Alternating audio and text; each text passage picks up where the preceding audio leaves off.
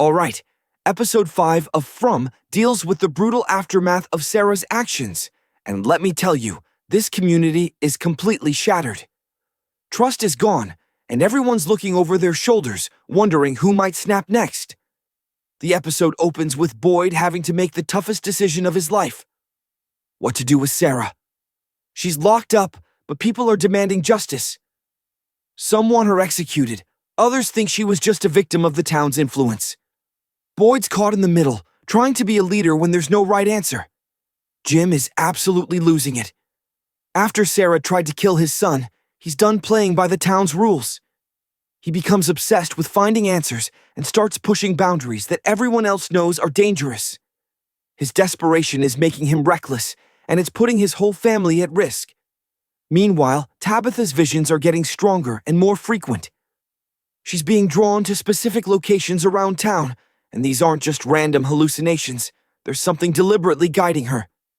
She starts following these supernatural breadcrumbs, even though everyone's telling her to stay away from anything mysterious. The colony house is in chaos. Donna's authority is being questioned because people feel like the leadership failed to protect them from Sarah. There's talk of splitting up, forming new groups, or even trying to leave the town entirely. The sense of community that kept them alive is crumbling fast. Victor emerges from hiding and starts interacting more with the residents. His drawings and cryptic messages are beginning to make sense to some people.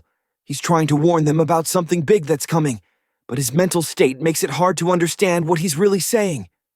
It's like getting survival tips from someone who's been broken by decades of trauma. Kenny's dealing with his own family crisis. His mom's dementia is getting worse, and she's becoming dangerous to herself and others. Kenny's torn between protecting her and protecting the community, which mirrors the same impossible choice Boyd faced with Sarah. The episode introduces this concept that the town has cycles, periods where things get worse and the supernatural activity increases. The residents who've been there longest start recognizing the signs that they're entering one of these dangerous phases. It's like the town itself is waking up and getting hungry. We get more insight into the creature's behavior. They're not just randomly hunting anymore.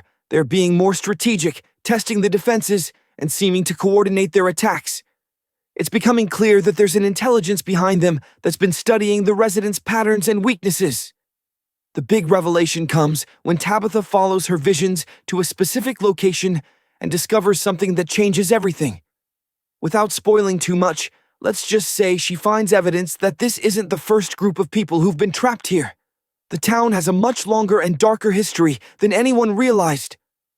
Boyd makes his decision about Sarah, and it's one that satisfies nobody, but might be the only way to keep the community from completely falling apart. His choice shows just how impossible leadership becomes when you're dealing with supernatural manipulation and people pushed beyond their breaking point.